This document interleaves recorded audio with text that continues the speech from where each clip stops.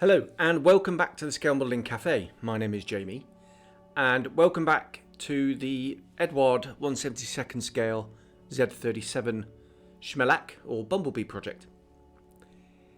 In this episode I'm going to make the model, so I'm going to do the cockpit and we're going to put the airframe together ready for painting by the end of the episode. What I like to do in my projects is go through the instructions and have a look to see if there's anything I can actually stick together first in order to lengthen the drying time as long as possible, just to give the liquid cement and the plastic plenty of time to dry and therefore to avoid the dreaded sink marks and cause unnecessary work. So what I did initially was I glued the wings together. So I've just put the flap part in. You need to pay careful attention to the instructions on this one. They did take quite a bit of time to sort out in my mind exactly how they should sit. And then I put the upper wing parts onto the one-piece lower part. So the ailerons are moulded in, as you can see, with the upper part, and I'm just using the ammo liquid cement just brushed along the seam, and then just a little bit of gentle pressure just to squeeze the joint shut. Now the brush in this glue is really good actually. It's really precise. Holds a really decent amount of glue, and what I'm doing is I'm just touching and moving the brush along the seam just to make sure that all the cement gets wicked all the way along the seam, and then just a little bit of gentle pressure. And if you see any oozing, that's a really good thing because it's filling any potential gaps. And then the last part is just on the wing root area, and that will set the height of the wing. So that's important to get that right. Now into the cockpit. So I'm using the Eduard space set. So that is the 3D printed decals. So in order to do that, I need to remove all this detail. And it'll be the same if you're just going to use the Profi Pack version, which this is, and you use the photo etch, you're going to have to do the same. And I also cut off the levers and drilled holes ready for the sort of scratch built levers from brass wire. Now on to paint. This is MRP and it's Soviet interior colour. It's like a buff caramel colour, and I chose this because it closely reflected what I could see of the East German machines, the pictures I saw, and that's what I'm going to try and model, a derelict East German aeroplane. So you can see the two holes there that I've drilled in ready for the levers, and I'm just going to give just a nice opaque level coat. Instrument panel as well.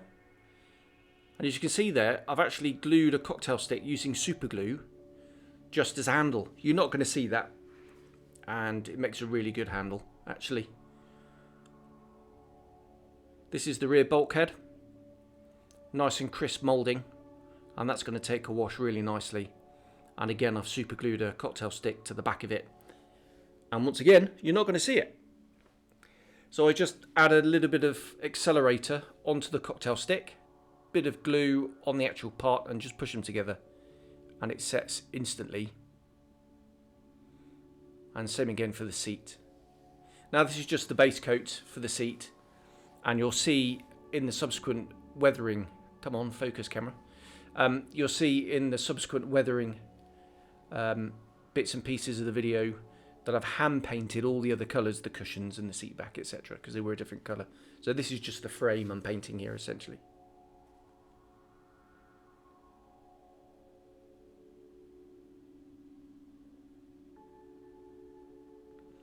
Okay, next.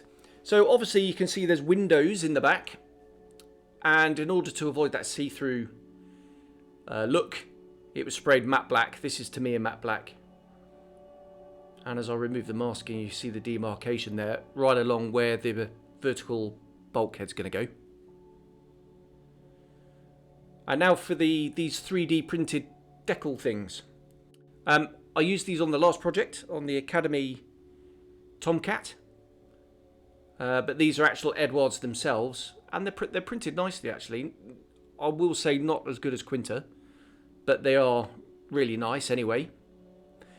And actually what I'm going to do is I'm going to use the top part of one of the instrument panels and then the bottom half of the other. That's just to best replicate what I saw in the references, but also you didn't have to do that. And actually I did everything's all buttoned up, so you can't really see that well anyway. So just testing to see whether it's come off. And what we'll do is we're going to remove the part from the backing, and we're just going to put it down just to dry off a little bit. Come on, come on, there we go. Off it comes. So we'll just set that down to dry, and then we'll take the bottom part from this one and we'll do the same.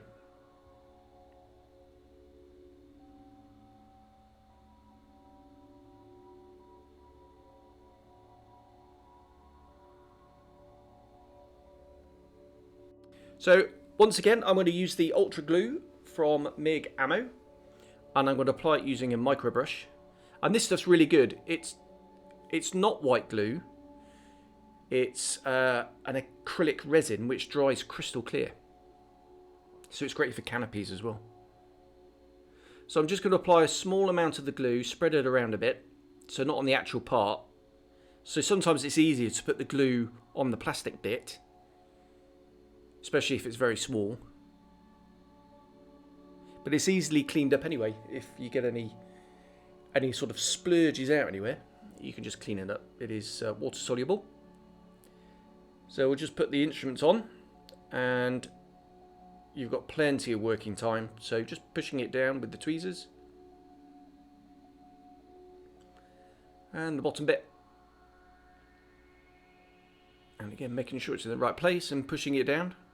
And then once that's done, we can just leave it to dry. We'll just zoom in here and you can see how effective that system is. That's brilliant. I really like these 3D printed decals. Right, this thing is some kind of map case or whatnot, and this was easier to apply the glue to the decal. Just goes on the sidewall there. And just manoeuvring it into place with the tweezers. Now that's going to leave a bit of glue residue on the airframe, and that's just easily cleaned up with a micro brush, just dipped in a little bit of water. And we'll carry on and we'll do the rest of the cockpit. Right, this is going to be a derelict aeroplane. So I've got some chipping colour here from MIG Ammo, and I'm just going to apply this with a sponge.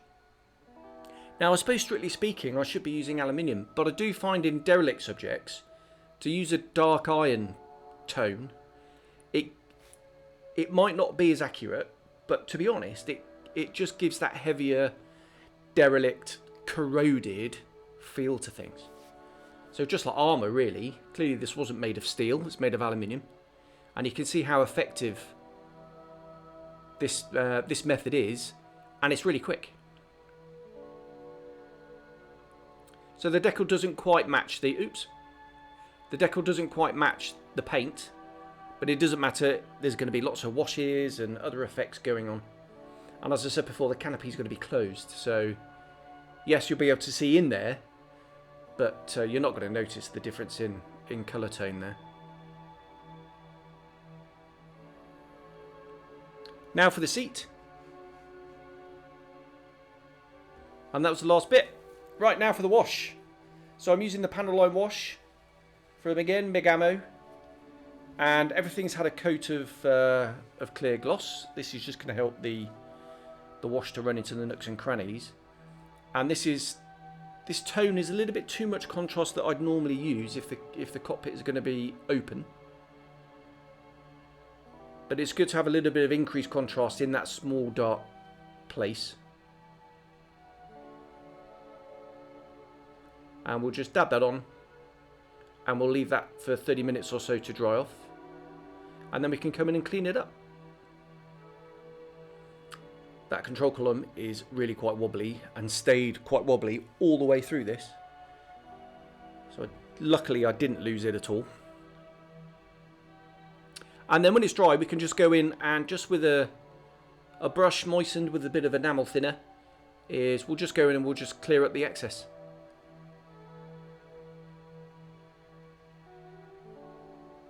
I do find this easier than using, say, a cotton bud or a Q-tip or something like that.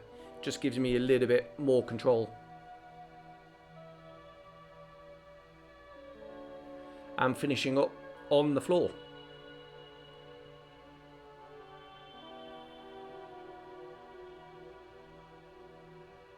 Right, time to get messy now.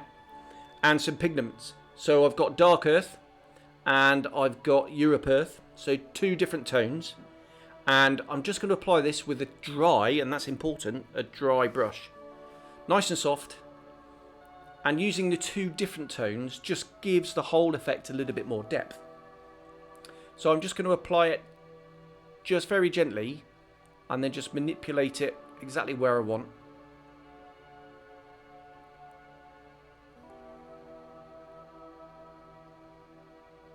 And then what we'll do is we'll come in with a bit of thinner and we'll blend it all with the thinner. Just doing the seat back now and the rear bulkhead. So concentrating on near the floor, because obviously that's where the dirt is going to accumulate. And I'm doing it over kitchen towel because this stuff can get everywhere. So it just keeps the stuff off the nice clean white paper background. And you can do a little bit of blending when it's dry, but it is going to rub off. So I tend to try and blend it wet, if that makes sense, with the thinner. And then again, not forgetting the sidewalls. Now, not too much, obviously, dirt is going to collect on the vertical surfaces like this. But it'll look a bit daft if it's all clean, so just a little bit on the sidewalls helps.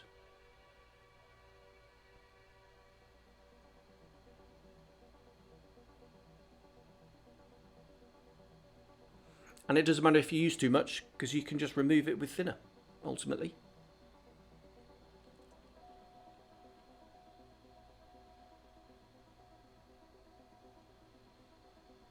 So here we go with the brush loaded with thinner, and quite a lot of thinner here. We don't want to flood the surface, we just want to make it nice and wet.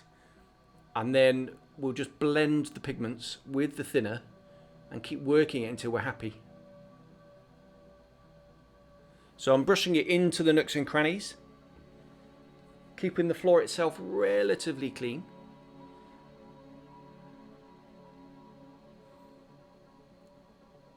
Now on the bulkhead here in the seat, we can actually use the thinner to act as a bit of a wash.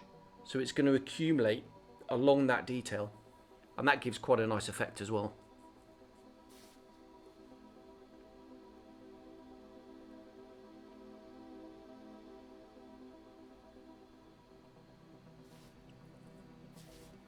Just going back in with a little bit more thinner, and again that blending on that vertical surface.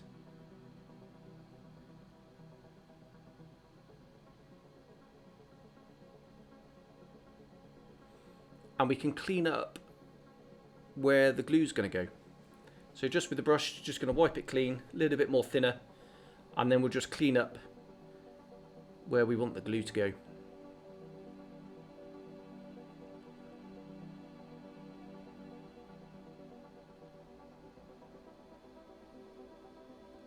And then wiping the brush, and that's just going to remove the excess. There we go, and that's all finished, that's all fixed in place. So now we can apply some glue. So the dry fit is really nice.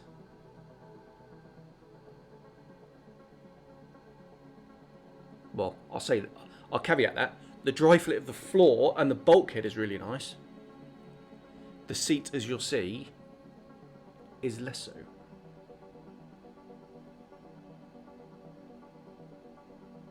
So a little bit of pressure and the sort of little bits at the bottom, they'll ensure the correct angle.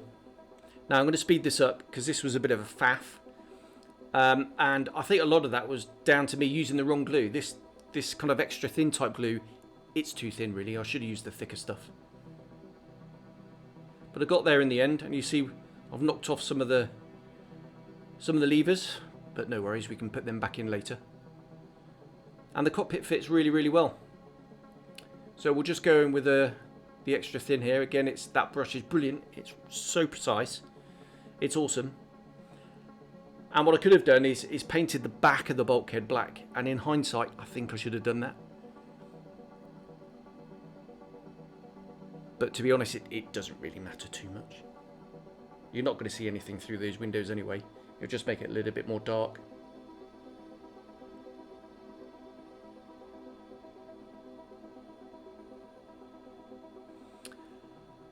Right, Eduard have moulded in the handrails, so I'm just removing them here. What I'll do is I'll drill 2 holes there, and then eventually at the very end of the project, when it's all painted, I'll replace that with wire, and that'll add a nice bit of finesse. Now, Eduard do supply these in photo etch, but obviously they're a bit flat and they are going to be really fragile. So replacing them with some fine brass wire is much preferred, I think, certainly for me. So we'll just use one of the Flory sanding sticks there just to remove the excess plastic. Just being very careful not to remove any excess detail. There is some rivet detail down there, and it is very fine. There we go. Right, now we're going to glue the fuselage halves together, and I'm going to use Superglue. I really like using Superglue actually, because it means I can sand the seam really quickly rather than waiting for days and days and days to sand, and then you still risk the dreaded ghost seam. So what I'm doing here is I'm just chamfering the edges, and I've already done the other fuselage half. So when we dry fit, you'll see a groove, a seam, all the way down that fuselage join. And that's exactly what we want, because we're going to use some of this stuff. The black Superglue from Eduard, slow drying. Now this has got a little bit of flexibility to it, so it's not as brittle as traditional Superglue. And all I'm doing is, down that groove that I've created, is I'm applying Superglue with an old knife blade all the way along the seam, and then just apply a little bit of pressure, and that's stuck already. I'm just going to smooth out the excess. That's going to make it easier to sand, and there we go. That is as quick as that. Just do the underside. I'll just speed things up a bit.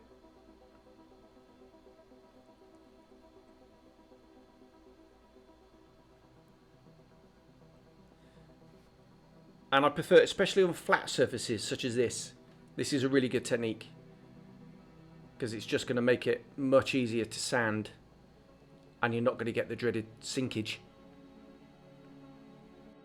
The nose bit, so this was dealt with a little bit differently. I just held the two parts apart a little bit, and then just applied a bit of pressure to squeeze it together, because that would be a bit awkward to try and chamfer, certainly with a knife blade. You can do it with a sanding stick, I suppose. And then what I do, where possible, is I'll back up the join with a bit of liquid cement. So I'm getting the advantages of the weld with the advantages of the speed and lack of shrinkage from the Superglue. And this is my go-to technique now. See the big blob there, and that will run all the way down the fuselage on the inside. That'll be a really strong joint. And then straight away we can come in with a bit of accelerator. Again, applied with a micro brush. These things are brilliant. I swear by them. They're so cheap. So you just spread the accelerator there, and then you can just sand immediately. And this is exactly what I'm doing. So straight away I can see, oh no, I need some more glue. And you just put it on, and then there you go. You can sand it straight away. These are the Flory Model sanding sticks. I think they're excellent. And then finishing off with the blue sponge just to polish off.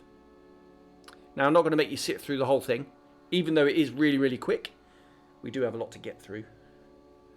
So I've speeded this up.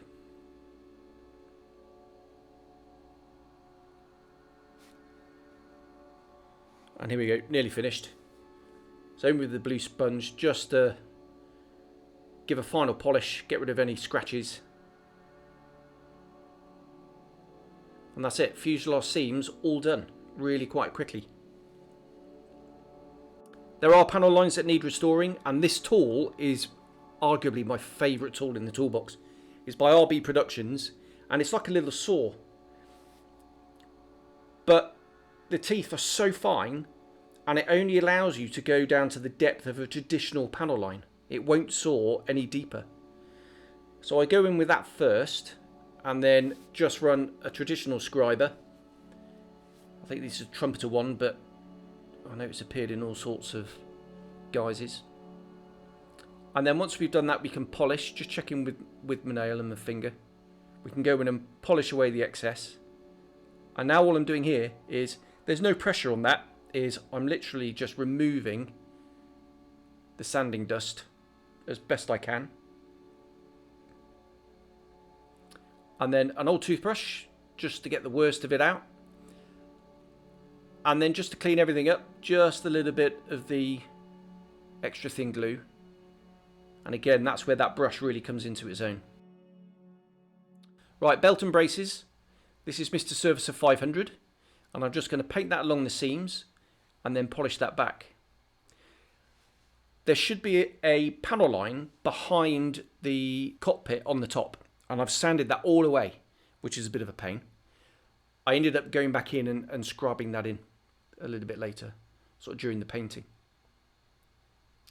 And then again, using a Flory Model sanding sponge, is the Mr. Surfacer just gets polished off. Once it's been left to dry, I normally leave it a couple of hours just to make sure, if not overnight. And then a final polish with the Master Caster's polishing sponge. And I've had that one for years. I really like that sanding sponge. It does a great job of polishing. Okay, wing leading edges now. These have had maybe a week or so just to dry. And I'm just using the Flory Models sanding stick again.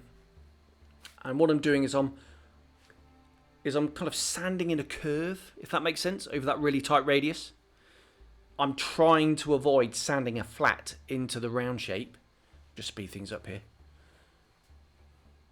And I'm not applying any pressure really. I'm just using the weight of the sanding stick itself as I'm sanding, not pushing too hard, because like I say, you really run the risk of sanding a flat into that curved surface if you do. And then just a final polish with the blue. And then on the wingtip, that's quite easy. We can just sand that flat. Bit of Mr. Surfacer on there just to make sure everything's okay. And then in with my favourite tool. And this makes it an absolute doddle to repair the panel lines on the leading edge. This thing. I think it's ace. I don't think RB Productions are in business anymore, which is a real shame because they were so innovative. And unfortunately, I've only got one of these, so I really do take care of it. We can go in with the sanding sponge just to get rid of any sort of sanding burrs, any high spots.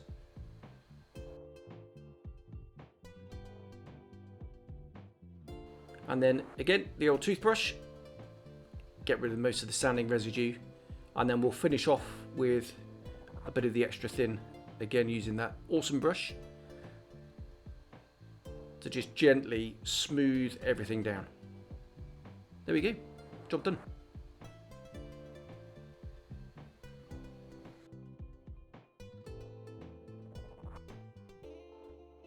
Okay, adding the canopies now. Little bit of extra thin. This is a bit nerve-wracking, if I'm honest. And I made a bit of a boo-boo here. And you might be able to see it in that it's not quite central. So you can just see the glue there wicking underneath with capillary action along the join. But on this side here, you might be able to just see it's just a little bit proud. And there, it's the fuselage half is just a little bit proud, and I didn't notice it as I was gluing it, which is a pain. So I ended up using a little bit of filler later on. Okay, let's put the wings on the fuselage. So a tiny little bit of the black super glue, just applied with an old scalpel blade. And that's going to hold the rear part of the wing in place.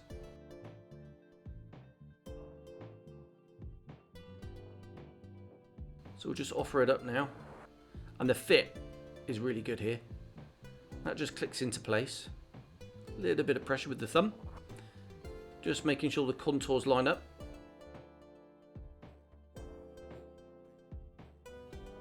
And then we'll glue the front part with a little bit of the extra thin.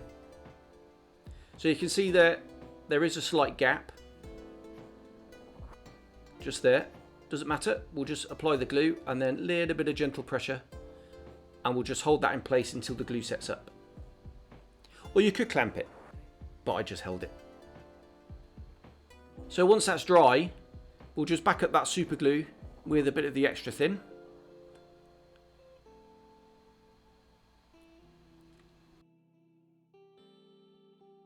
And then we'll turn it over, and again, using that applicator, we can get right in there.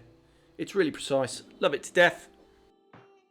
And we'll just run the glue along the wing root, and the fit is perfect. Now time to build the rest of the airframe. So I've just speeded this up a little bit, but it is really quick. On goes the tailplane. The fit all the way through this kit is brilliant. And then the fin goes on over the top. That kind of clamps it in place, and then it's important just to use a bit of Mark 1 eyeball, just to make sure everything's square. Not quite. So I did have to play around with it quite a bit, just to make sure it is square. I've actually gone out and bought a little set square now, which I'll be using in the future. Right, elevator goes on. You've got to make sure you get this the right way up.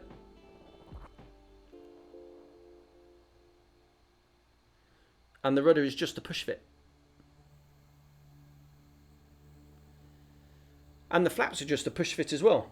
So I thought it might be easier with the painting if I didn't apply any glue here. And they're quite stiff. Although I do knock them off repeatedly. But they do get glued in the end. The slats go on. Now the attachment points for the slats are really quite small. So it is quite easy to knock these off as well. There you go, there goes one of the flaps. That'll keep happening all the way through the rest of this build.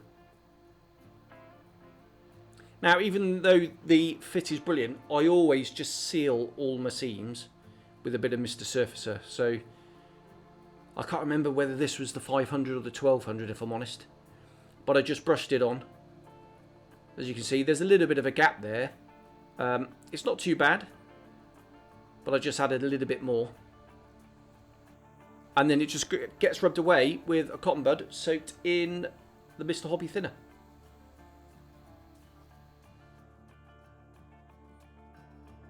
So no need to sand here. There you go, there goes the flap again. So no detail lost. And again, I tend to do this on pretty much all my builds, even if it doesn't need it. It's just belt and braces, if anything.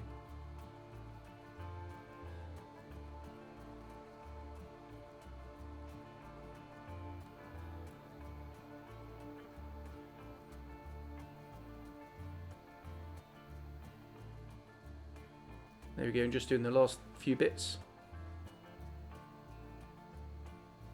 You see I've added the rest of the canopy. It's all done. And that'll get masked off any minute. Okay, as I said in the intro, I bought the brass-in spray gear, which means we've got to open up this hole. So using the motor tool, I first off just made a hole. This is quite daunting, taking the motor tool and drilling holes in the kit. Just doing it a little bit at a time, because what I didn't want to do is start melting plastic, because that'd be a right pain. So we just open it up with the drill. There we go. And then using various attachments, we're just going to open up the hole. This actually took quite a long time, if I'm honest.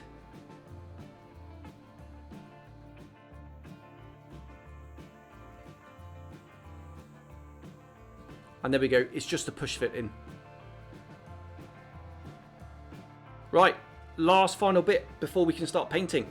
And I added these photo etch bits, the footrests and things.